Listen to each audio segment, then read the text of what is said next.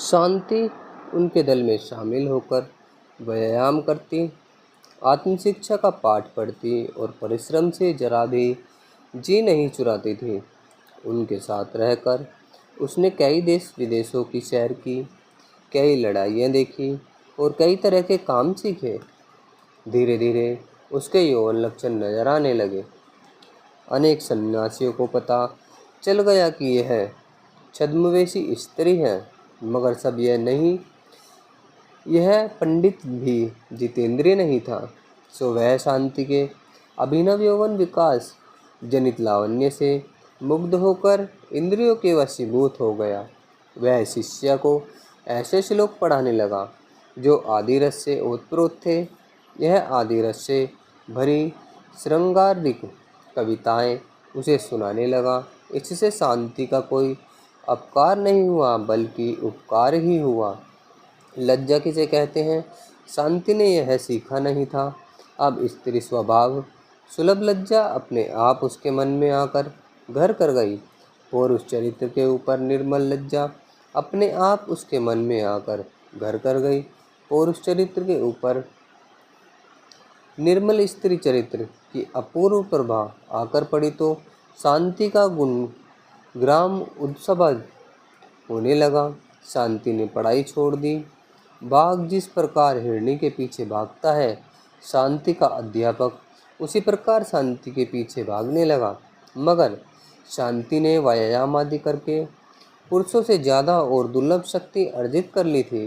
अध्यापक के निकट आते ही वह घूंसों और मुक्कों से उसका स्वागत करती। उसके घूंसे और मुक्के सहना आसान नहीं था। एक दिन सन्यासी ठाकुर ने शांति को निर्जन में पाया तो बड़ी मुश्किल से शांति का हाथ पकड़ लिया। शांति हाथ छुड़ा नहीं सकी, मगर सन्यासी का दुर्भाग्य है कि उसने शांति का बायां हाथ पकड़ा था। दाहिने हाथ से शांति ने उसके सिर पर इतनी जोर से घूंसा मारा कि बेचारा सन्यासी मूर्छित होकर गिर पड़ा। शांति ने सन्यास संप्रदाय को त्याग दिया और वहाँ से भाग गई। शांति भय से विहीन थी, अकेले ही स्वदेश की ओर चल पड़ी। साहस और बाहुबल के दम पर उसने अकेले ही सफ़र जारी रखा। भिक्षाटन करके अथवा वन्य फल द्वारा उदर का पोषण करती हुई वह आखिरकार ससुराल आ पहुँची। वहाँ आकर पहुँचकर पाया कि ससुर स्वर्गवासी हो चुके हैं, मगर सास ने उसे घर में जगह नहीं दी क्योंकि जाति के भ्रष्ट होने का डर था। शांति बाहर निकल गई।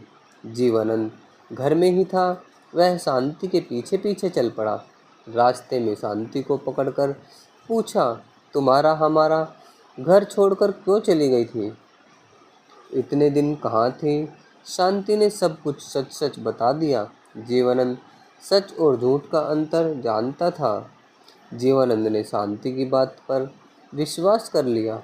अप्सराओं के भ्रूविलास युक्त कटाक्ष की ज्योति लेकर अति यत्न से निमित्त जो सम्मोहन शरीर है, पुष्पधन्वा उसे परिणित दंपत्ति के प्रति अपव्यय नहीं करते। अंग्रेज पूर्णिमा की रात राजपथ पर गैस जलाते थे। बंगाली तेलिए माथे पर तेल डालते हैं। मनुष्य की बात तो दूर ही, चंद्रदेव सूर्यदेव की बात भी कभी कभी आकाश उदित होते हैं। इंद्र सागर में बारिश करते हैं। जिस संदूक में रुपये होते हैं, कुबेर वही संदूक ले जाते हैं। यम जिस घर से प्राय सबको ले जाते हैं, उसी घर के बाकी लोगों को भी ले जाते हैं। केवल रतिपति तो ही ऐसा निर्बुद्धि का काम करते हैं। नहीं देखा जाता, जहाँ गठबंधन की गांठ बंध जाती है वहाँ से फिर दोबारा परिश्रम नहीं करते। प्रजापति के ऊपर सारा दायित्व सौंपकर जिसके हृदय का शोणित किया जा सके उसकी खोज में चल देते हैं। मगर आज लगता है पुष्पधनवा को कोई काम नहीं था। हठात दो पुष्प बाग अपव्यय कर डाले। एक आकर जीवनानंद के हृदय को भेद कर गया और दूसरा आकर शांति की छाती में लगकर पहली बार शांति को यह एहसास कराया कि उसका हृदय नारी का हृदय है। बेहद कमाल नव मेघ निर्मुक्त पहले जलकण से निषिक्त पुष्प कलिका की भांति शांति सहसा खिली उठी और उत्फुल्ल नयनों से जीवनानंद के चेहरे की ओर ताकने लगी। जीवनानंद बोला, मैं तुम्हारा परित्याग नहीं करूँगा। मैं जब तक वापस नहीं आऊँ तब तक तुम खड़ी रहना। शांति बोली, तुम वापस आओगे न? जीवनानंद ने कोई उत्तर नहीं दिया, किसी तरफ देखा भी नहीं। उस राह किनारे नारियल कुंज की छाया में उसे प्रतीत हुआ जैसे उसने शांति के अधरों पर अधर रखकर सुधापान किया हो। यह एहसास कर वह वहाँ से चल पड़ा। माँ को समझा बुझाकर जीवनानंद माँ से विदा लेकर आ गया। भैरवीपुर में हाल ही में उसकी बहन निमाई का विवाह हुआ था। बहनोई के साथ उसका खाल स्नेही संबंध था। वह शांति को लेकर उसी के पास पहुंचा। बहनोई ने थोड़ी सी जमीन दे दी। जीवनानंद ने उस पर एक कुटिया का निर्माण किया। वह शांति के साथ वहीं सुखपूर्वक रहने लगा। पति के साथ रहते हुए शांति का पौरुष स्वभाव धीरे धीरे विलीन या कहिए प्रक्षण होने लगा। रमणीय चरित्र दिन ब दिन खिलने लगा। सुख स्वप्न की तरह उसका जीवन व्यतीत होने लगा।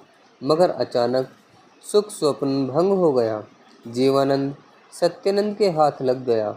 उसने संतान धर्म ग्रहण कर लिया। इस वजह से वह शांति को छोड़कर चला गया। उस दिन के बाद उसकी पहली मुलाकात निमाई के कौशल से हुई। इसका वर्णन पहले ही किया जा चुका है। जीवनानंद के जाने के बाद शांति निमाई के दरवाजे पर जा बैठी। निमाई बच्ची को गोद में उठाकर उसके पास आकर बैठ गई। शांति की आंखों में अब नमी नहीं थी। उसने आंखें पोंछ ली थी, चेहरे पर प्रफुल्लता ओढ़ ली। जरा जरा मुस्कुरा भी रही थी। कुछ गंभीर थी, कुछ चिंतायुक्त और कुछ अनामयस्क। निमाई सब कुछ समझकर बोली, मुलाकात हो गई न? शांति ने कोई जवाब नहीं दिया, चुप रही। निमाई ने देखा शांति मन की कोई बात बताएगी नहीं। शांति को मन की बात बताना पसंद भी नहीं, यह निमाई जानती थी। सो निमाई ने जानबूझकर दूसरी बात निकाली। बोली, देखो बहू, कितनी प्यारी बच्ची। शांति बोली, बच्ची कहाँ से मिली? तेरे को कब बच्ची हुई री? शांति को निमाई इसी रूप में देखना चाहती थी। सो उचित मौका पाकर वह अप्रभित होकर बोली, यह किसकी बच्ची है? यह मैं क्या जानूं? भाई भैया पता नहीं कहाँ से उठा कर ले आए। यह पूछने का तो मुझे अवसर ही नहीं मिला। फिर भी आजकल अकाल के दिन हैं। कई लोग बच्चे बच्चियों को रास्ते घाट छोड़कर भाग रहे हैं। हमारे यहाँ कई लोग अपने बच्चे बच्चियों को बचाने के लिए थे, भला कोई दूसरे के बच्चों को क्यों ले? तभी निमाई की आंखों में आंसू भर आए। उसने आंखों को पोंछकर फिर कहा, बच्ची कितनी सुंदर है। इसका चांद जैसा मुखड़ा देखकर मैं इसे भैया से मांग लिया। इसके बाद शांति काफ़ी देर तक निमाई के साथ इधर उधर की बातें करती रही। बाद में जब निमाई का पति घर आया तो शांति उठकर अपनी कुटिया में चली गई। कुटिया में आकर उसने चूल्हे में ढेर सारी राख बाहर निकाल कर रख ली। बची हुई राख पर उसने वो सारा भात फेंक दिया जो अपने लिए बनाया था। इसके बाद खड़ी खड़ी काफ़ी देर तक कुछ सोचती रही, फिर अपने आप से बोलने लगी, इतने दिनों तक जो सोच रखा था आज वही करूँगी। जिस आशा से वशीभूत होकर इतने दिन नहीं किया वह सफल हुआ है। सफल क्या बल्कि निसफल। जो संकल्प किया था वही करूँगी। एक बार का जो प्रायश्चित है वह 100 बार का भी। यह सोचकर शांति ने भात चूल्हे में उड़ेल दिया। मन हुआ तो पेड़ के फल तोड़कर लाएगी, अन्न के बदले उन्हीं को खाएगी। इसके बाद जिस ढाका वाली साड़ी पर निमाई ननंद का जोर था उसे बाहर निकाला और उसका फूल अच्छी तरह से रंग लिया। वस्त्र रंगने व उसे सुखाने में शाम हो गई। शाम होते ही दरवाज़ा खोलकर वह अत्यंत चमत्कारी कार्यगुजारी में लिप्त हो गई। सिर के रूखे सूखे लंबे बालों का कुछ हिस्सा कैंची से काट लिया, रूखे बालों को छाती पर फैला दिया। घर के एक छोटा सा दर्पण था। बहुत समय के बाद आज उसने यह दर्पण बाहर निकाला और अपना वेश आप ही देखने लगी। देखकर बोली, हाय, ये करके क्या करूं? तब दर्पण फेंक दिया और नीचे जो कांटे बाल पड़े पे थे उन्हें उठाकर दाढ़ी सजाने लगी, मगर दाढ़ी सजा न सकी। सोचा, छी छी, ऐसा भी भला होता है? वो दिन क्या अब रहे? फिर भी बदमाशों को जब्त करने के लिए उन्हें रख लेना ठीक है। यह सोचकर उसने कटे हुए बाल कपड़े में रख लिए। इसके बाद घर में से एक बड़ा मृगचर्म बाहर निकाला और कंठ के ऊपर गांठ लगाकर कंठ से लेकर घुटनों तक शरीर को ढक लिया। इस प्रकार सजकर वह नया सन्यासी घर के चारों ओर धीरे धीरे निरीक्षण करने लगा। रात का दूसरा पहर होने पर शांति उसी सन्यासी वेश में दरवाजा खोलकर एकदम अकेली सीधे गहन वन में प्रविष्ट हो गई। वन देवियों ने उस रात एक अपूर्व गीत ध्वनि सुनी। अगले दिन आनंद मठ के अंदर एक एकांत कमरे में 3 संतान नायक निरुत्साहित से बैठे थे और आपस में बातचीत कर रहे थे। जीवानंद ने सत्यानंद से पूछा, महाशय देवता, हमसे इस कदर नाखुश क्यों हैं? आखिर हम मुसलमानों से पराभूत क्यों हुए? सत्यानंद बोले, देवता, हमसे नाखुश नहीं, युद्ध में जय पराजय दोनों की संभावना रहती है। उस दिन हम विजयी हुए थे तो आज पराभूत हुए हैं। अंत में जीत हमारी ही होगी। मुझे पूरा भरोसा है कि जिन्होंने हम पर इतने दिनों तक दया बरसाई है, वही शंख चक्र गदा पद्मधारी वनमाली हम पर फिर सदैव होंगे। उनके चरण स्पर्श करके हम जिस महाव्रत के व्रती हुए हैं, हमें वह व्रत अवश्य ही पूरा करना होगा। अगर इस व्रत से विमुख हुए तो अनंत नरक में भोगना पड़ेगा। भविष्य में हमारा मंगल होगा, इसमें जरा भी संदेह नहीं। किंतु जिस प्रकार देवानुग्रह के बगैर कोई कार्य सिद्ध नहीं हो सकता, उसी प्रकार पुरुषार्थ भी विशेष जरूरी है। हम जो पराभूत हुए हैं उसका कारण यह है कि हम निशस्त्र हैं। गोला गोली बंदूक और तोप के आगे भला लाठी सोटे कैसे टिकेंगे? हमारे पुरुषार्थ में कमी थी, इसी कारण यह हार हुई। अब हमारा कर्तव्य है कि ऐसी कोशिश की जाए जिससे यो अस्त्रों की हमें कमी न रहे। जीवानंद बोला, यह तो मुश्किल काम है। मुश्किल काम? सत्यानंद बोले, यह क्या कहते हो जीवानंद? संतान होकर तुम ऐसी बात मुंह से निकालते हो? भला संतानों के लिए कौन सा काम मुश्किल है? जीवानंद बोला, आज्ञा कीजिए, अस्त्रों का संग्रह कैसे किया जाए? संग्रह करने के लिए आज रात ही मैं तीर्थ यात्रा पर निकल जाऊंगा। जब तक वापस न आ जाऊं, तब तक तुम लोग किसी गुरुतर काम में हाथ मत डालना। हाँ, संतानों में एकता बनी रहे, इसका ख्याल रखना। उनके गांवों की रक्षा करना तथा सिर्फ रण विजय के लिए अर्थ भंडार पूर्ण रखना, यही भार तुम दोनों के ऊपर सौंपता हूँ। भावानंद बोला, भला तीर्थ यात्रा से सशस्त्र संग्रह आप कैसे करेंगे? गोला गोली बंदूक तो खरीद कर भेजेंगे तो बड़ी गड़बड़ हो जाएगी। फिर इतना सब आपको मिलेगा कहाँ से? फिर बेचेगा ही कौन और लाएगा ही कौन? खरीदना और उन्हें लाना मेरे वश में है भी नहीं। मैं कारीगर भेज दूंगा, अस्त्र शस्त्र यही बनेंगे। क्या कहते हैं इस आनंद मठ में? जीवानंद बोला, यह मैंने कब कहा? मैंने इसके बारे में कई दिनों तक सोच विचार किया है। अब भगवान ने उसका सुयोपयोग प्रदान किया है।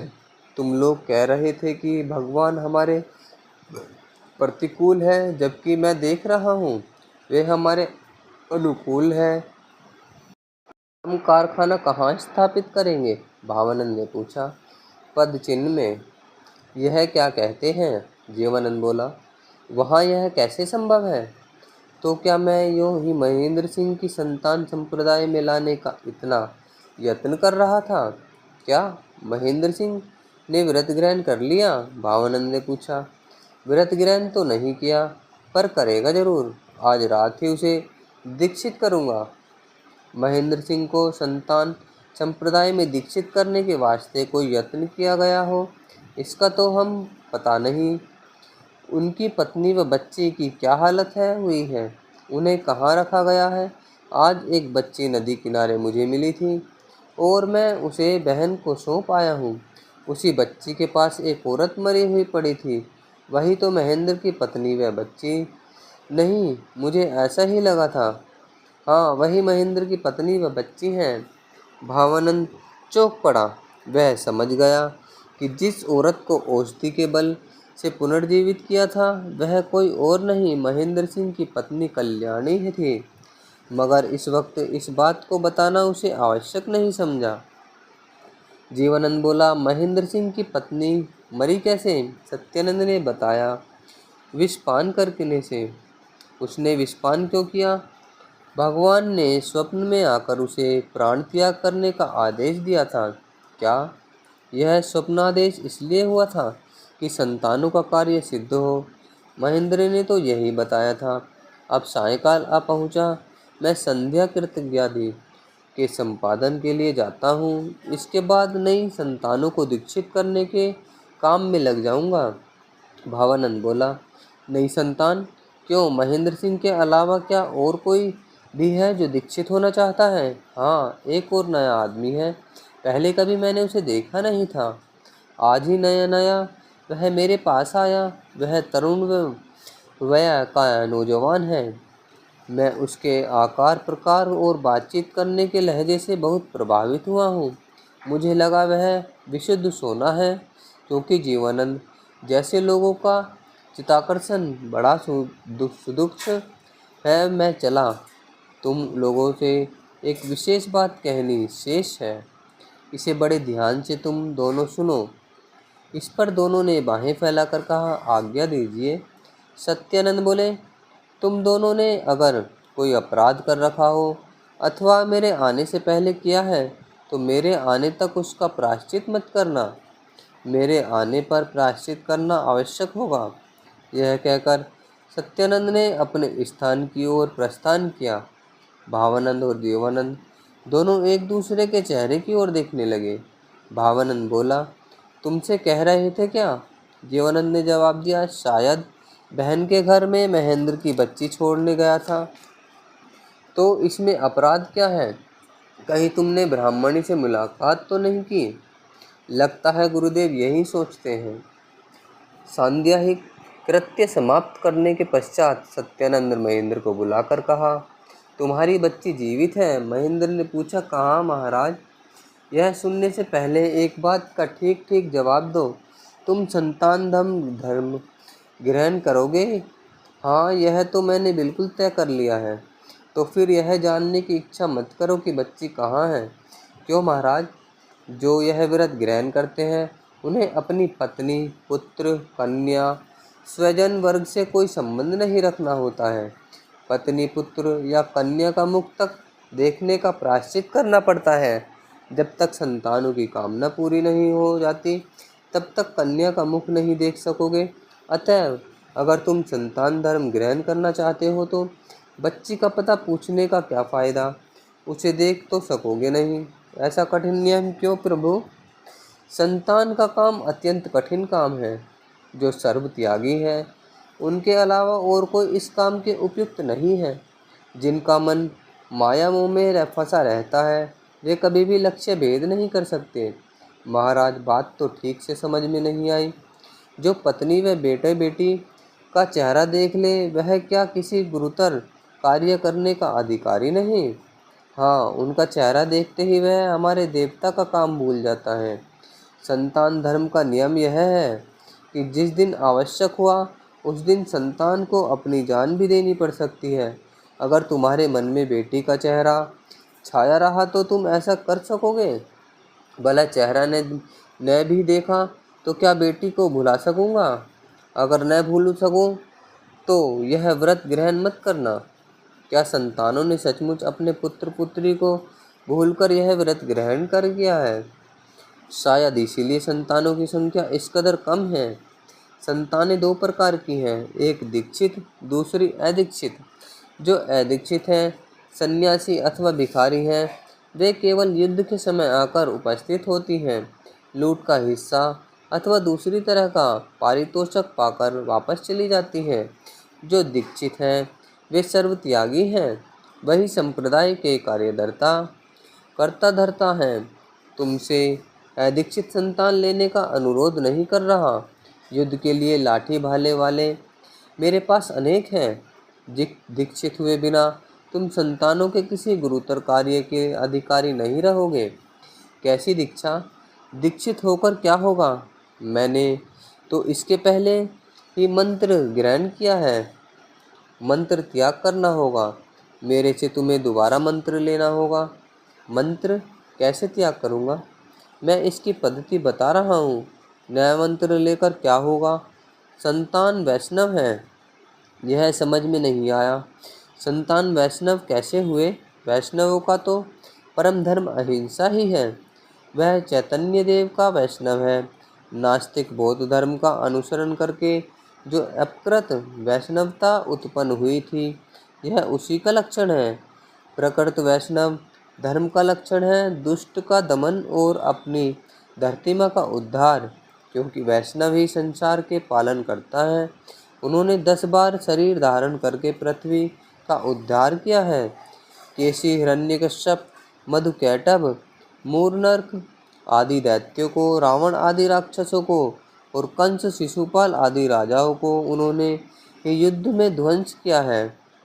वही जेता, जयदाता, पृथ्वी के उद्धारकर्ता और संतानों के इष्ट देवता हैं। चैतन्य देव का वैष्णव धर्म प्रकृत वैष्णव धर्म नहीं, यह सिर्फ आधा धर्म है। चैतन्य देव विष्णु परम में, मगर भगवान प्रेम में है। संतानों के विष्णु सिर्फ शक्ति में हैं। हम दोनों किस्म के वैष्णव हैं, किंतु दोनों ही आधे वैष्णव। बात समझ आई? नहीं, यह तो नई बात ही सुन रहा हूँ। कश्मीर राज्य के एक पादरी के साथ मेरी मुलाकात हुई थी। वह ऐसी ही बातें करता था, अर्थात ईश्वर प्रेम में है। तुम लोग कायस्थ को प्यार करते हो, यह उसी धर्म की बातें हैं। जिस प्रकार की बात हमारे पुरखे समझाते आ रहे हैं, उसी प्रकार की बात मैंने तुम्हें समझाई है। ईश्वर त्रिगुणात्मक है, यह सुना है। हाँ, सत्व, रज, तम, यही 3 गुण। बढ़िया। इन 3 गुणों की अलग अलग उपासनाएं हैं। सत्वगुण होने से दान दक्षिणा आदि की उत्पत्ति है। इसकी उपासना भक्ति द्वारा की जाती है। चेतना का संप्रदाय यही करता है। और रजोगुण होने से शक्ति की उत्पत्ति होती है। इसकी उपासना युद्ध के कारण होती है। देवी देव के निधन द्वारा हम यही करते हैं। और तमोगुण होने से भगवान शरीरी होते हैं। चतुर्भुज आदि रूप में इच्छानुसार करते हैं। टीके, चंदन आदि के उपहार द्वारा इस गुण की उपासना की जाती है। सर्वसाधारण यही करता है। अब समझा? इसका मतलब यह हुआ कि संतान सिर्फ उपासक संप्रदाय है। ठीक समझे? हम राज्य नहीं चलाते, नहीं चाहते। हम केवल मुसलमानों को भगवान का विदेशी मानकर उनका वंश सहित नाश करना चाहते हैं।